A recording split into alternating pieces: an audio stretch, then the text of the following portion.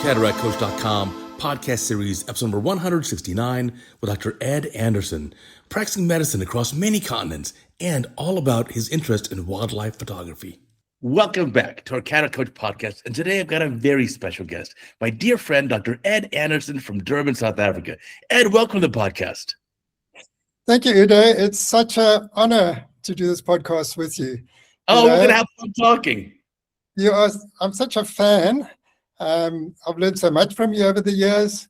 And, I can remember the days when it was so difficult to get information about any new procedure. Right. And now, in those days we had Bobby Usher with his VHS tapes, which was fantastic. Godfather. In South Africa, we didn't get them that often, but they were fantastic. But now we've got such a range of podcasts to choose from. So thank you for all you do for us. Yeah, like you, we all learn together. And so I promise I learned way more than I contribute. The nice part was you put on an amazing congress. That was a South African Society of Cataract Refractive Surgery meeting. It was just about 2 months ago, and I really enjoyed it. It's a very different meeting. Thank you, Uday. I mean, it was a very special meeting, I've been doing the congresses for 4 years now. We've done 2 congresses. The one was in Durban and the other one is in Johannesburg. And it was such a special congress, this last one, especially because of our fantastic international speakers, and you were there. Yeah, we had a great time. Well, I like that your approach to the learning was very kind of much more casual, a lot more in a discussion, a lot more interaction, and even a little bit of fun when Dan Reinstein and I did a pretend boxing match. Yeah, when you do a congress, the first thing you've got to do is try and get a top scientific program. That is number one. And to get that, you've got to get some really good top international speakers. And this time we managed to get a number of top international speakers. We had you, we had Dan Reinstein, we had the people from ESCRIS, and that really made the scientific side. But with congresses, there's also got to be a little bit of fun. Mm-hmm. There's got to be a time to network, and you've got to try and make them a little bit of fun. And that's what we try to do. And then not just for the social events, but also for the, during the Congress with the debate with Dan Reinstein, which was just amazing. I mean, there was just so much energy in that room when you and Dan were debating. We've never had anything like that before. So thank you for doing that for us. Oh, it was a lot of fun. As you know, Dan Reinstein and I were both also together at the previous 2011 SAS-CRS meeting in Durban. Yeah, that's right. So it was about time you came back to us. I was very happy that you accepted my invitation. I wasn't sure because LA is a long way from South Africa. It's 24 hours flying time. So it was just fantastic that you agreed to come. So we had just a great time, really great learning, great collegiality. Now, I was also impressed by just how hard ophthalmologists work in South Africa. So per the population, there are not that many ophthalmologists. Yeah, you're absolutely right. Our population is about 60 million, and we have about 450 ophthalmologists. So that makes about 8 ophthalmologists per million, people. And I think in the USA, I think it's about 50. I know that in India, it's about 15 per million. So South Africa is very low down on ophthalmologists. We're very short. So there's a lot of work, we just can't keep up with it. Unfortunately, there's a lot of people that just don't get the service that they need. I listened to a podcast the other day for Ivan Gabrick, and he was talking about cataract surgery rates. And he said the cataract surgery rate in the USA is about 9,000 cataracts per million, okay? But in South Africa, it is about 1 to 2,000 per million.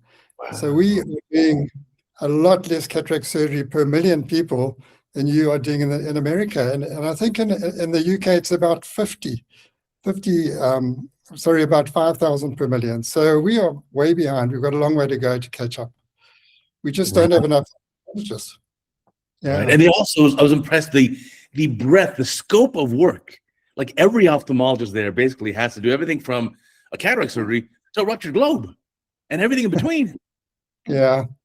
There are a lot of comprehensive ophthalmologists, but I think that's changing over the years. I think when I started in practice too, I used to do everything. You used to do a bit of retina, even surgical retina, cornea, cataracts, glaucoma, the whole works, oculoplastics.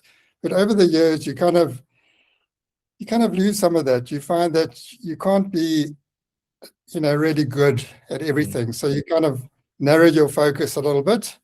And I think that is a trend. So there are, now these days we have a lot of, specialist retinal surgeons, corneal surgeons, cataract and refractive. So it has narrowed down, but there's still a lot of, general ophthalmologists, especially in the public hospitals where there's a lot of work. Yeah. Right. You've had an amazing kind of life path as a physician, working in so many different countries, but interestingly, it led you all the way back to home. Take us through your path, because I know before you did your ophthalmology training, you've been a GP in Canada, but we've got to hear the whole story. Yeah, I've had an interesting life, I think. I've been, very happy with the things I've been able to do. I was the son of a sugar farmer. So I was brought up on a sugar farm, and that sort of did not really appeal. That lifestyle did not really appeal to me. I wanted something a little bit more, just different, So I always had a passion for medicine. So I got into med school in Johannesburg, and that was great. And during my internship, a funny thing happened. So after graduating, we do our internship, and I did it at a hospital quite close to where we are.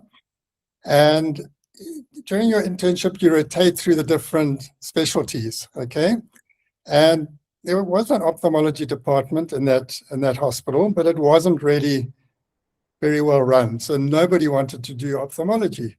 So it was my idea to put everyone's name in a hat and pull out a name, and that person would go through and do ophthalmology, that rotation. And as it happened, my name came out. So I was kind of forced into ophthalmology at that stage, but I developed a passion for it. And that, took me to go into ophthalmology. And I did my residence, my registrarship or residence training in Johannesburg as well. And but before that, I did do GP work, and I did some GP work in South Africa and as well as in Canada. And I found that it was difficult to be a GP, because you know a little about a lot of things, but you don't have that focus that we have. So that kind of put me off a bit of GP, and I was very happy to fall into ophthalmology. And I went and did my primary exams in Edinburgh. Spent a few months there training. And I don't know if in those days when you did your primary exam, the pass rate was very, very low. Maybe 20% of people passed. So you used to start in Edinburgh, you used to try the exam. If you failed, then you moved to Glasgow and you tried there. And like a month later, then you'd move to Johannesburg, not Johannesburg, London, and try there. But luckily I got through on the first attempt. So off I went to Canada, did a bit more GP work. And then after that, I came back to South Africa and started my practice. But I was lucky, I was able to, practice overseas. So at the time, in the early 90s, it was the beginning of LASIK. And because of our one surgeon, Michiel Kritzinger, who introduced LASIK to South Africa, we were kind of the early starters for LASIK. We were in that early stage where LASIK was just getting going, and we had a number of surgeons doing it. And in England, Boots clinics decided that, or Boots optometrists decided that they wanted to open up LASIK clinics, and they were looking for surgeons. So I was lucky to be chosen as one of those surgeons. So I used to go over for between 2 weeks and a month, every now and again, for several years, and just do LASIK and all over the country. So I practiced from London to Glasgow, Edinburgh, Leeds, Manchester, Bristol, everywhere. It was just a fantastic experience. And Emmanuel Rosen was, the leader of that cataract clinic. He was an amazing person. He was really a pioneer. And I remember, those early days with LASIK, we were using the Hansetome. I'm not sure if you ever used the Hansetome. I did use it probably 20 years ago. Stressful. Stressful. And in South Africa, I wasn't using the Hansetome. I was using, I think, one of the Moria keratomes. And I remember sitting in the laser clinic, which is like in Piccadilly Circus, like 50 meters from the Era statue, with Emmanuel Rosen, and he was showing me on a patient how to use the Hansetome. And yeah, so I became familiar with that. And it was a great experience. So that was the one experience, was doing LASIK in those early days. Those microkeratomes were so stressful, because for the younger students now, every time you want to do a LASIK flap, you use a femtosecond laser. So it's just low stress. I performed LASIK in my own clinic yesterday. Everyone had a femtosecond laser flap. So easy. But the Hansetome or the other kind of manual microkeratomes, wow, the stress. As that keratome went across the cornea, you just hoped when it flap. You just kind of never knew. Well, you won't believe it, but we are still using the microkeratome, not the Hansetome. We use the Moria 1 Use Plus, which is a big improvement.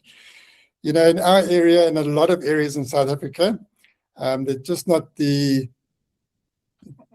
amount of financial, people just don't have the financial means to pay for a femtosecond laser. So there are in Cape Town and Johannesburg, but in the other areas, there's still a lot of microkeratome use.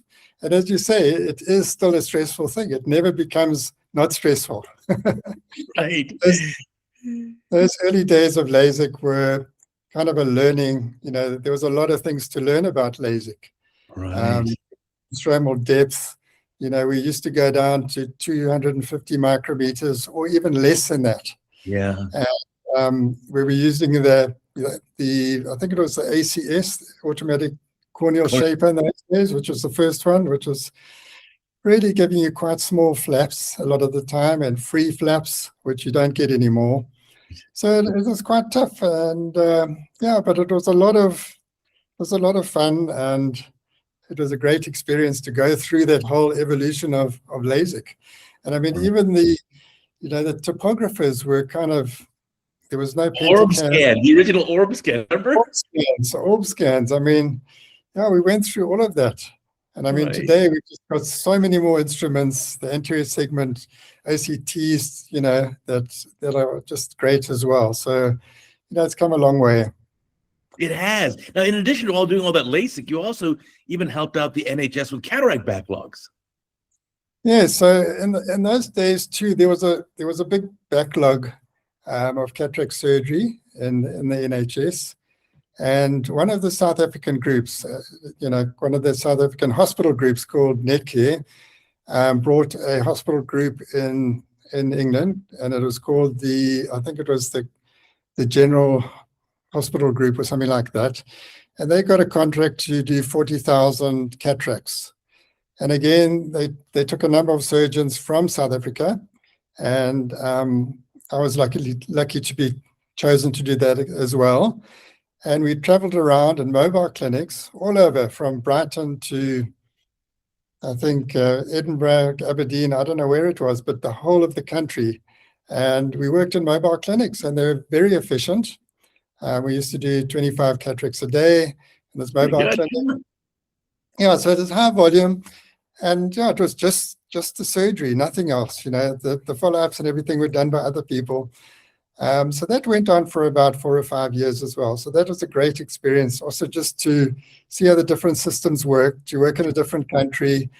And we also, added a little bit of holiday on each time. So that was also fantastic. Yeah. Right. And your travels also took you to doing ophthalmology a little bit in Dublin, and then also a little bit in New Zealand even.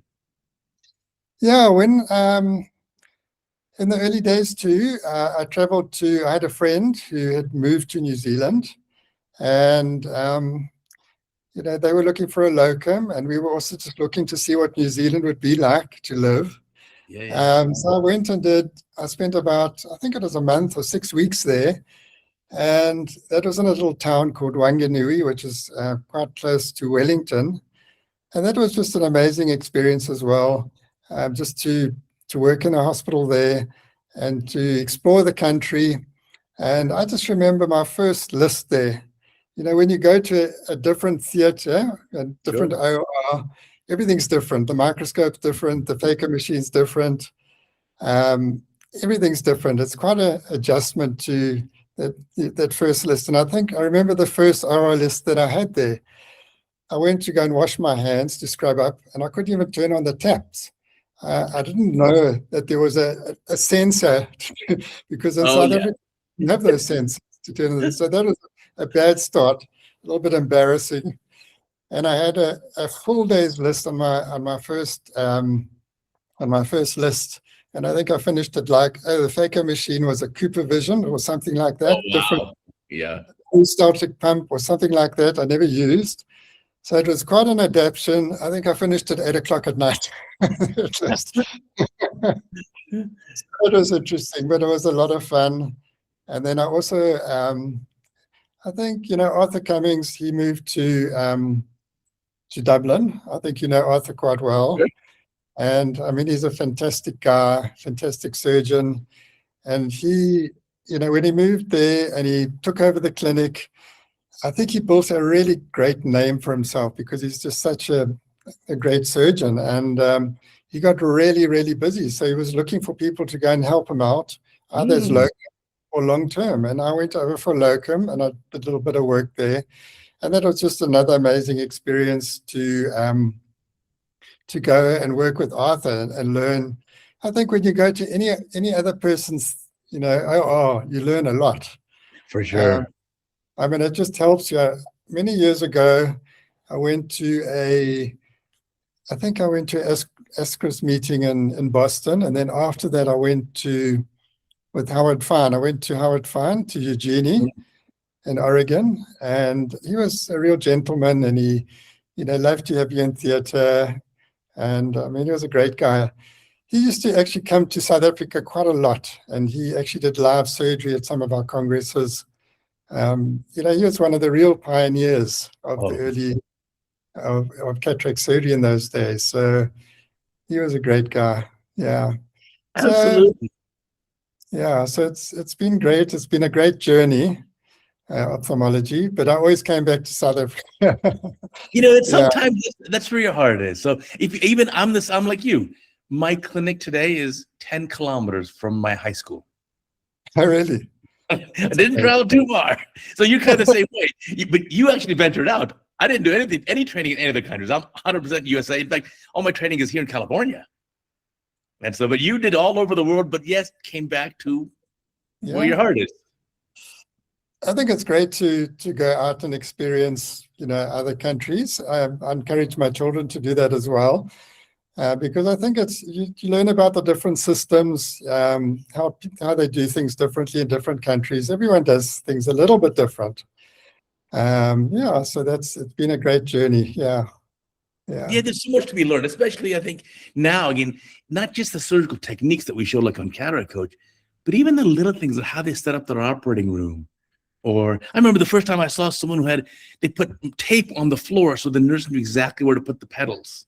And exactly where you put the gurney when you brought the patient in. So I was like, wow, that's neat. I didn't even think of that. I watched your little CataractCoach video about where you put your iPhone on the wall. Oh, yes, for sure. You videoed how you operate in your OR. And I think I looked at that and I thought, that's very much the same as I do. Right. It's a little bit different, but not that much different. It made me feel good that we don't do things that much different. Now you said before how we're kind of equalizing surgical education because now the whole world has video access and high def on their phone to any of these new surgical techniques. So I think the nice part there is that really it's become a lot more uniform. Yeah, I think it has. I think that's a big factor. Those CataractCoach videos, which shows people from all over the world. And I think it definitely helps to standardize, surgery around the world. They're just fantastic. Yeah. Yeah, I mean, the power of social media is just bonkers. I put a post up recently on my Instagram, and by the way, my Instagram is unbelievable. I mean, I'm like 2.1 million views a month, and it's only, there are no cute puppy videos on my Instagram. It's only ophthalmology, and so it's only ophthalmologists seeing it. But it's just like, it's really become. Oh, here, I'll show you. Here, last 30 days is 2.1 million views on Instagram. Nice person. I'll put up a poll. And I was like, do you operate with the room lights on? Room lights on. Like in 24 hours, 700 surgeons vote. So you can like put something out there. Or I had a case once, I didn't know what was going on. So I put the video up and like, please leave a comment below. Someone help me here. And boom, you've got hundreds of ophthalmologists who will reply. Like the big, massive like group learning is unbelievable now.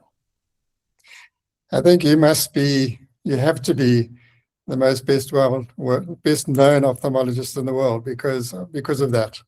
I mean, is there anyone who does not know, any ophthalmologist that does not know Uday Devgan? I don't think so. I don't believe you. I'm not all that special. Just ask my kids. They'll say, Dad, you're nothing, please. But the nice part is, I think, certainly there's so much to be learned. We have a sister channel now, Retina Rounds, with my colleague, my retina specialist, Pradeep Prasad. I watch those videos. It's just so interesting to me. And I don't expect to ever do crazy stuff like that. I'm not going to peel the ILM of a macula, but the way they do it, I just thought it was so neat. It's fascinating to me. I love to watch it. Yeah, I watched the one, I think, the one about Steve Charles.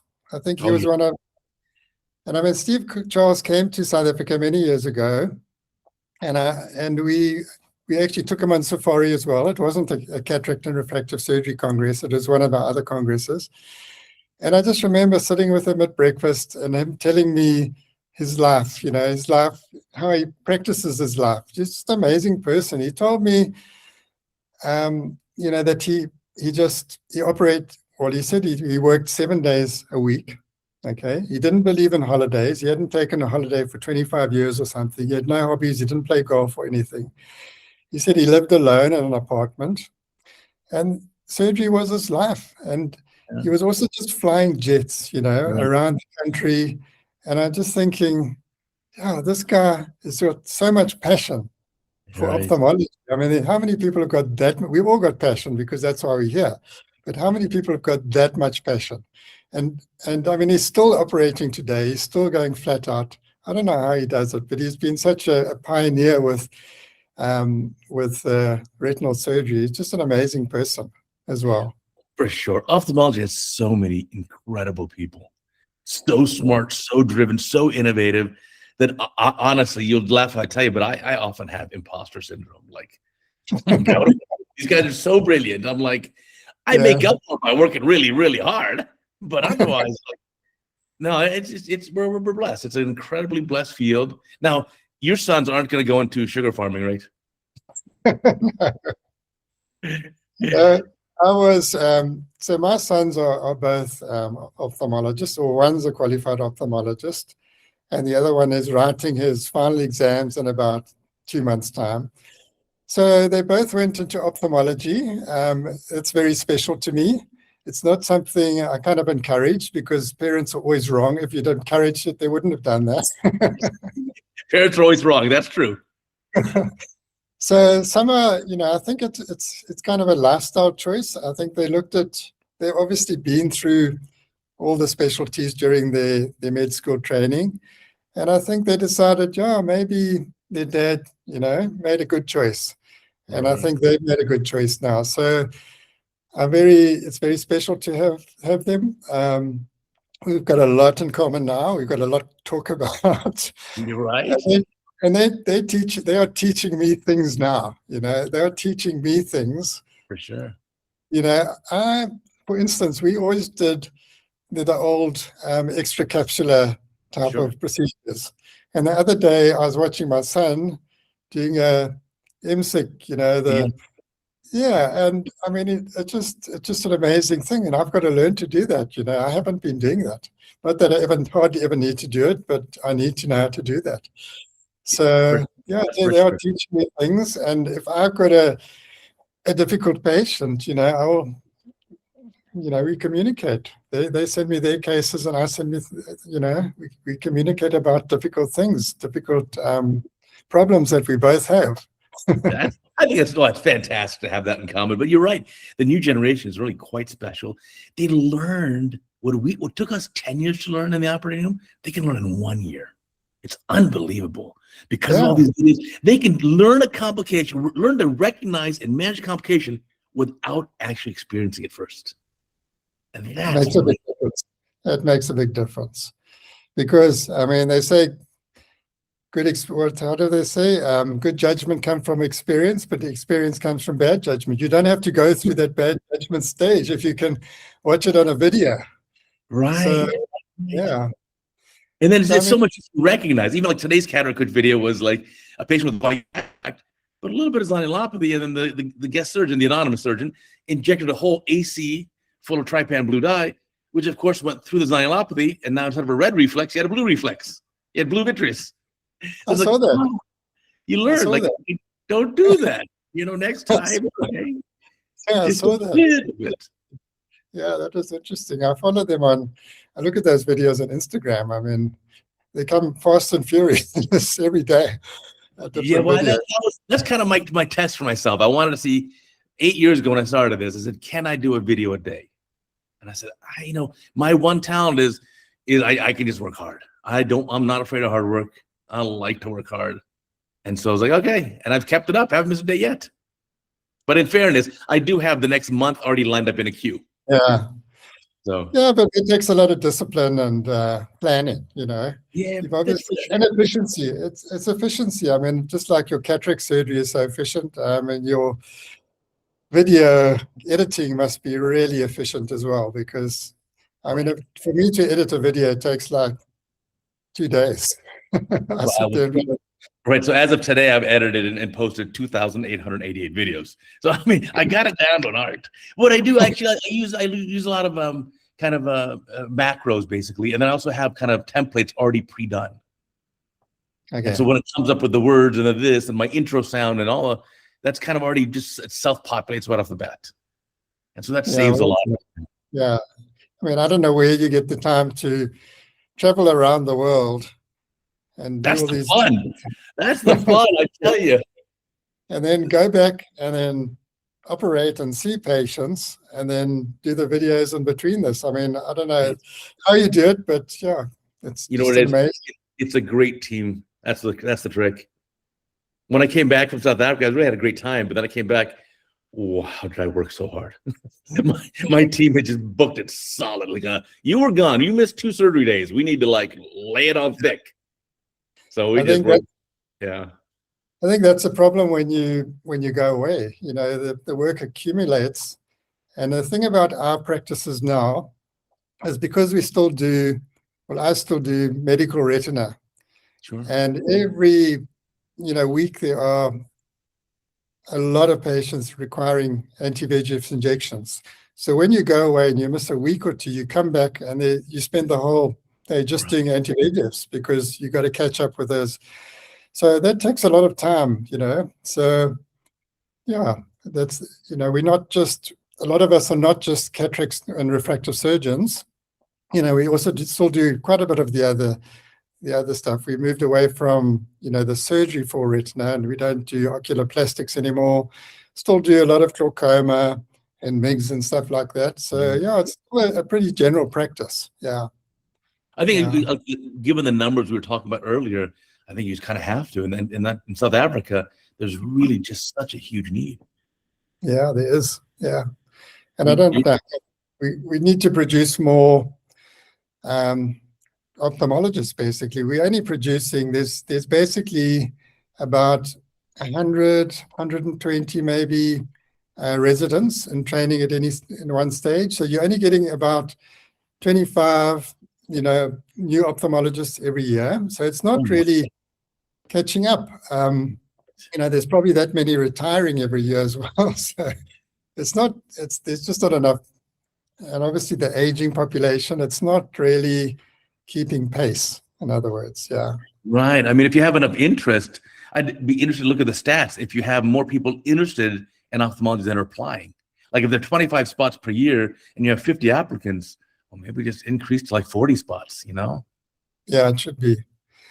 I think in South Africa, money is a problem. They struggle to find the budget for that, and that's really holding it back. So yeah, we got a long way to go. But even the young generation, there's only so efficient they can be. I mean, I'm sure they can, with a lot of help, do 100 cataracts a day, but that takes its toll on your body, your brain. We're waiting for that robotic surgery. That just looked amazing. It's going to be a brave new world. But you know what it is? It's just like excimer laser. Before we did radial keratotomy, I've never done one, but I've seen radial keratotomy for treatment of keratofractive, myopia. That was very hand dependent, very surgeon dependent. And then now you move to LASIK, and now even if you look at like trans PRK, you literally step on a pedal. It's surgical judgment is what you're using, though. Yes. So I don't ever want to go back to the arcade days. So I think when you have a robot the robot's going to help you do so much of the surgery, it's not a bad thing. No, it's not. No, I think like we look back now at the old days, doing large incision extracapsular extraction. Right. And, my kids will look back to this day and say, we were still doing phaco manually, it won't be like that.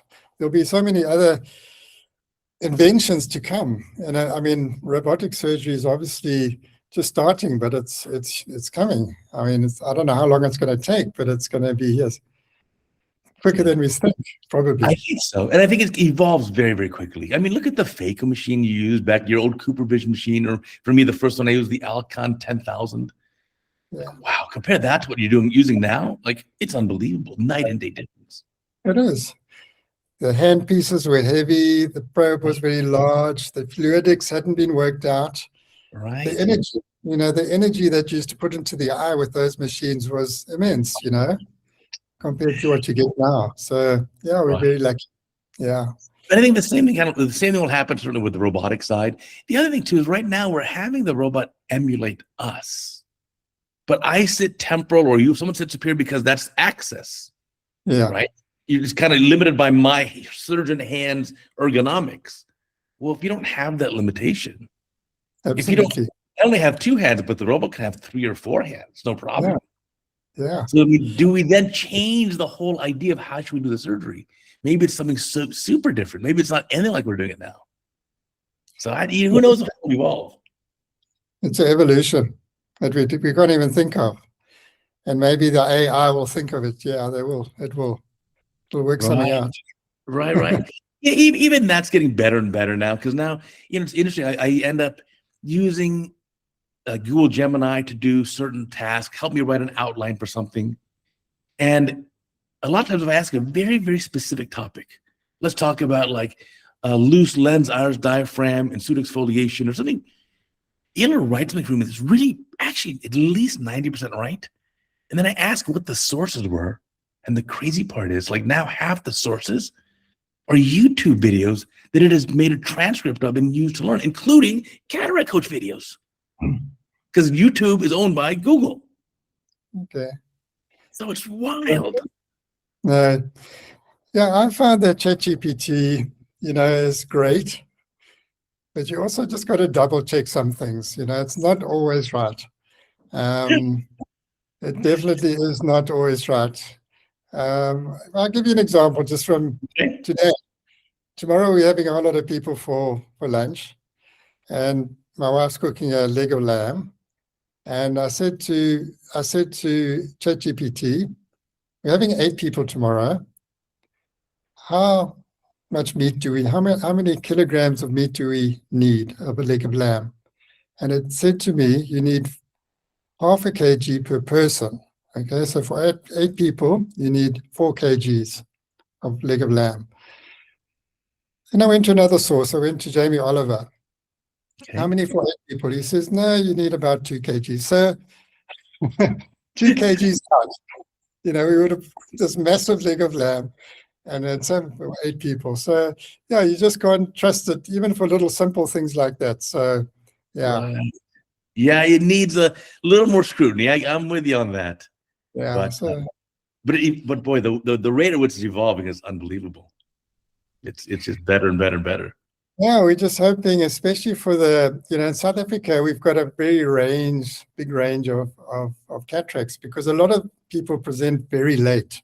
You get a lot of mature cataracts, really white cataracts, and orange cataracts, really. And you never know. Those are the difficult ones that you shouldn't really be doing. Sometimes you get into trouble if you're trying to do phaco in those cases. So it would be nice to be able to have AI tell you what to do with those cases, because sometimes you have a mature cataract and you can do a phaco. It's not a problem. They can be quite soft, but others can be really terrible. So you need some way of measuring the density and making a decision, helping you make a decision about what procedure to do. Yeah. Yeah. I mean, those types of cataracts, I think you're right. There's some that you can phaco pretty easily, but even in Beverly Hills, I'm like your sons. Once a month, I'll do an M6 case, just because it's less stress for me. And the amazing part is, the corneas are just clear the next day, which is just like, wow. And for these really brunescent, these ones that are the color of Coca-Cola, like really dark brunescent cataract. Those are just tough. I think they become experts on that, because the first 200 cases, that's what they're doing. Before they even touch a phaco, they've got to do like 200 or 300 M6, and then they move on to phaco. So they get a lot of surgical experience. They probably do in their residency, they probably do 500 or 600 phacos during their residency. So they come out quite proficient, But I think, when you finish your residency, it's only the beginning of your learning curve. You still got a lot. You can never just think that you've mastered cataract surgery, because there's always something different. I mean, I'm sure, like me, I've done tens of thousands of cataracts, and you still have some cases that are really difficult. Right. And you learn, every time you go to a congress, every time you watch a video, you learn. So it's a continuous learning process. You'd never get over that learning. I think being a surgeon, you just got to accept that. You're never going to stop learning. That's true. Yeah. You're lifelong learning for sure. I mean, I still remember I was so naive. I was so dumb. I finished a couple hundred cases in residency, and then I thought, gosh, I'm ready for the world. I'm so good. Boy, did I get humbled the next few hundred cases. Yes. You just get humbled, like, whoa, I don't know as much as I think. And I mean, these days, cataract surgery is really refractive surgery. Right. So there's that whole learning as well. When you come out of residency, the patients in the public hospitals are not as demanding as when you go into private practice. When you're in private practice, they really are demanding. Sure. So they are expecting amazing outcomes. So there's a lot to learn about that. You learn, you don't chuck unhappy patients. You just got to get over that learning curve, but you never really get over it, because you can never get everything right. You're still going to have unhappy patients. I think patients tend to judge you not on your surgical skill, but on what your refractive result is. So if they are going for plano and you end up plus 0.75 or plus 0.5, they may not be happy with that, even though they were like plus 3 before or something like that. So yeah, it's quite a challenge at times, as you know, to get that right. Yeah, it's meeting expectations. One thing I do miss when I used to do half-time or half professor at UCLA, half my own private practice, and I retired from doing my professor duties a few years ago.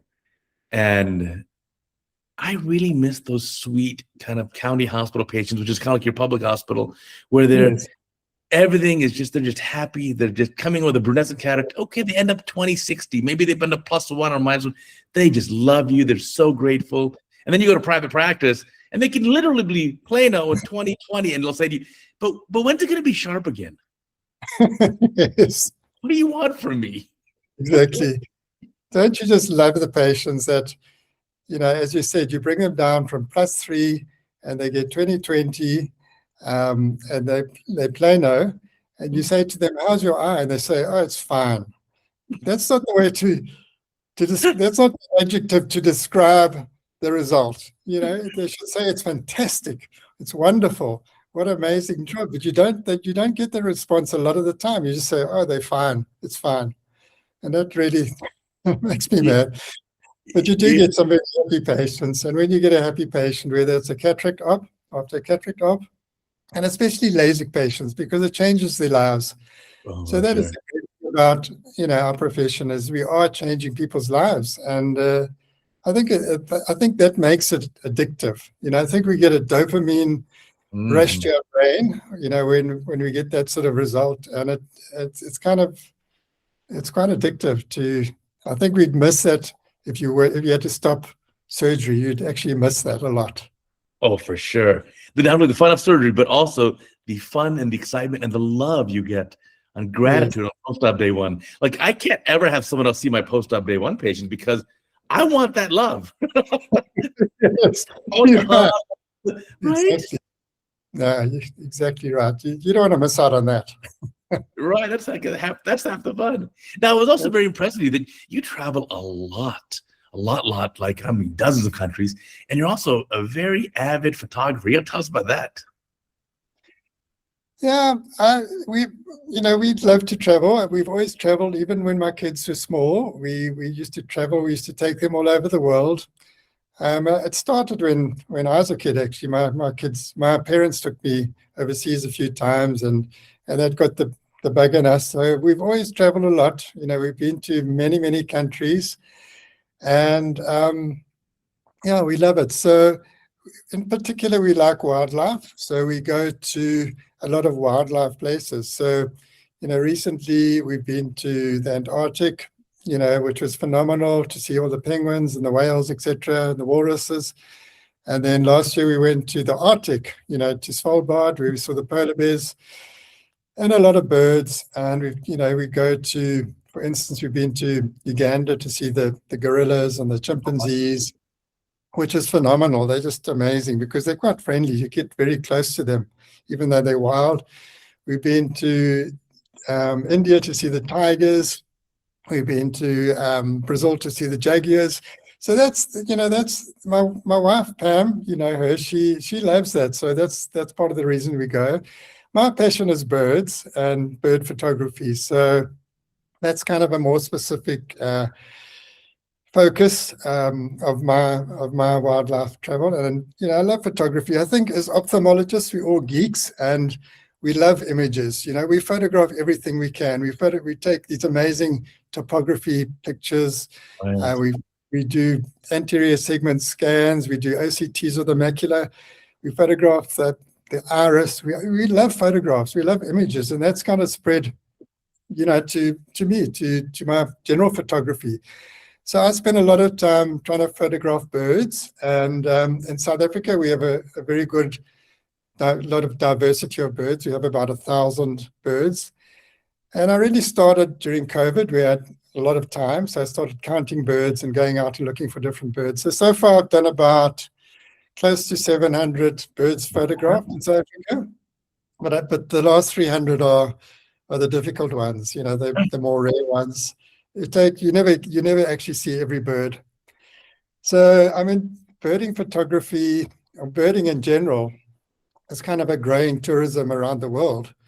And in where I live, there's a guy he started off as an accountant, and he got bored with that, as you can imagine. And then he started doing tourism for birding, and he now has the biggest birding tourism company in the world. Wow. People in every country in the world that do birding, and he's seen like probably 8,000 birds. So, there are some fanatics. I read a book recently. There's this lady called Phoebe Snitzinger, I think. She was an American, and she came from quite a wealthy family. And at the age of 50, about 50, she got diagnosed with malignant melanoma. So she thought, in my last days, I want to see as many birds as I can in the world. So she started traveling and photographing birds all over the world. And eventually she was the first person to get over 8,000 birds in the world. And she neglected her family, unfortunately, because of this obsession. Right. And eventually, she actually lived for extra 15 or 18 years after the diagnosis. So she actually had a lot of time to do this. So she was expecting to die, but she didn't. But she eventually died when her vehicle overturned in Madagascar. But that Wow. was somebody who has really got an obsession, you know. So there are people like that in the Right. world. You can be obsessed with birding, or you can be obsessed with retina surgery, right? Exactly. Yeah. But So yeah, I understand. Like, I mean, the eye is basically a camera, right? So no wonder so many ophthalmologists are into photography. I mean, we deal with yeah, optics every day. That's what we do. we do. I mean, we've got so much imaging in our practices these days. It's just amazing. Right. Yeah. So I Well, I mean, can always tell professionals. I whip out my cell phone camera, and you've got the professional glass. Like, well, that's some fancy glass. yeah, yeah. The equipment is expensive. It's a bit like ophthalmic equipment. It is expensive. Those big lenses, but they are amazing. And I think that's one of the reasons why it's become popular, photography in general, because the cameras, you know, have just become so good, and the lenses have become so amazing. So even an amateur who does not do a lot of photography can get amazing pictures these days. You know, it's a great hobby. Yeah. So for the Arctic, you said you went through Svalbard, so Norway. Yes. For the Antarctic, I guess what you did Argentina then, or how did you? How was? I have Yeah. not been. So to get to the Antarctica, you basically go to Ushuaia, which Okay. is the southern tip of Argentina, and then you get on a boat, and then you go across the you go across to Antarctica. But if you go on that sort of trip and you like wildlife, you first go to the Falkland Island, Okay. and then you go, because there's a lot of great wildlife there. But the highlight really is South Georgia, which is an island or group of islands a little bit south of the Antarctic, but it's where most of the wildlife is. When you go to the Antarctic itself, it's pretty white and calm and deserted, and it's beautiful, but there's not a lot of wildlife. There's a few penguins, but most of the wildlife is on South Georgia. So, yeah. So when you come back, well, the thing about going to Antarctica, if you get seasick, it's a bit of a problem, because you have to go across the Drake Passage, which is sort of a circumpolar current that goes clockwise around the pole. And it is the roughest sea on it, okay? So if you look at some YouTube videos of that, and you see some of the horrendous waves that they have to go through, but it does vary. But I mean, we went through it. It wasn't bad, so we were very lucky. We didn't get seasick. But yeah, it's an amazing experience. There is actually an easier way to get to the Antarctic now. There's actually a flight from Cape Town. Wow. That flies to the Antarctic. It's a company called Ultima, and they fly you in. It's not a luxurious plane. It's like a army transport plane. It's about a 5-hour, 6-hour flight, and you land on the ice, and then you can spend a few days there. They've got amazing accommodation there, and then they fly you in another small plane to go and see the emperor penguins, which are the really they're the big penguins. They're the king of penguins. So you get a lot of different types of penguins, but the emperor penguin is like the big one. I don't know if you ever saw the movie Happy Feet, which is a Disney movie, and it's quite a fun movie for kids, and it's about the emperor penguins. So it's that you can do from Cape Town. The only thing, it's really expensive. I think it costs like $30,000. Oh, wow. To go there for about three or 4 days. I mean, that's only 3 Beverly Hills cataracts, but still. But no, it sounds like an absolutely amazing adventure. Yeah, it is. So there are just so many amazing places in the world to see. I think I counted, I've been to 67 countries, but there are 200 countries in the world. And I think, I mean, you've lectured in 60 something countries, haven't you? You've I've done a lot. Yeah. I don't know if there's an Antarctic Ophthalmology Congress. If there is, please invite me. I'm coming. We could always arrange one for you. No, it's fun. I love to learn from colleagues. Like I said, it's just for me. If you invite me to a country, I'm coming. I want to come. I want to come see. I want to enjoy. I want to, as you know, your kind of priorities change. Second half of life, after age 50, I'm here to really maximize the enjoyment. Yeah, me too. I think you start realizing that you are mortal, and and you got to take a little bit of time for yourself. You know, it's not all. You can still keep your passion, but I think you got to have a little bit of me time. You know, and I think it's life. You know, the life-work balance. You know, that's what it's all about. I think life-work balance is a bit overrated. In your early life, you know, the balance is very much towards work.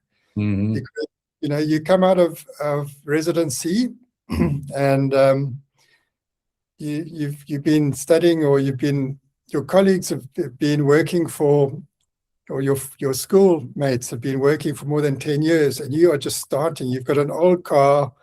You've delayed gratification for such a long time.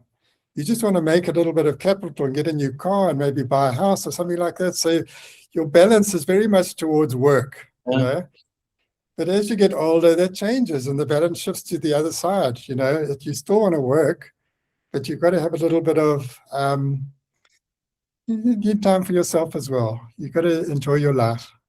I think you're absolutely right. Absolutely. You had a great session that you put on the Sunday, the last day of your meeting, your Congress in Johannesburg, which was kind of every speaker kind of giving a 5-minute of just give me your best pearls about surgery, about life, about anything. That was so useful. Tell our audience a little bit about that session. It was a great idea. Yeah, we call it the top tip session, and I kind of stole that idea from the Asia Pacific Cataract and Refractive Surgery. They have a similar session. So I went to one of their congresses, because I went to a number of congresses to get speakers before our congresses, and I thought that was a great idea. And we did it at our previous one in Durban, and it was just phenomenal. Everyone enjoyed it, so I kind of did it this time. So it's a nice session. It gets people to the Congress on a Sunday, I'm sorry, on the Sunday when it's the last session. And because often Sunday is deserted, people come the first 2 days and then they get tired of it. But you get a lot of people to that session. They love that top tips, and I mean, you gave a really great tip as you know. I think you gave a really good thing about. What was it about the stages of your life or something like that? Yeah. I can't remember. I had 2 pearls. I have to do something surgical. So my quick first pearl was how to do the twist and out IOL exchange, how to explant the lens. But my other one was kind of just stuff you learn the hard way, which is life ends up being a zero-sum game. So if you're flying high and everything seems great right now, enjoy it, because tough times are coming. And similarly, if you're down in the dumps right now and you hang in there, because good times are around the corner. At the end, I promise it's all zero-sum. It all evens out. Yeah, I really liked that tip. I really thought it was amazing. Yeah, that was excellent. But I think that the thing about you, Uday, is that you bring so much energy when you give your talks. I mean, I think you've got that gift. You've got a great gift. You like to talk to people. And I mean, you just bring this whole energy, and that energy, when we did that debate, there's never been anything like that at any other Congress I've ever seen. The people were so excited about it. They talk about it. They said it was the best Congress we've had. So yeah, it was amazing. And I mean, Dan Reinstein is also, really great. He's got a lot of stories to tell, and he's really funny. So yeah, he was fantastic too. Yeah, we had a lot of great speakers. The ESRS were great in bringing the academy. I mean, they really have been great for us because they bring some great speakers.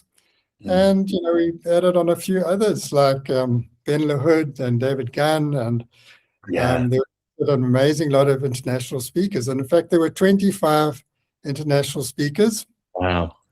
at our last Congress, which is good because South Africa is not easy to get to, and it's a long way for a lot of people to come. It's not just like, a quick trip. It's like a lot, often connecting flights to get there. Yeah, so we really appreciate it because it gives exposure to especially the young ophthalmologists. They haven't got the money to travel, to go to international congresses.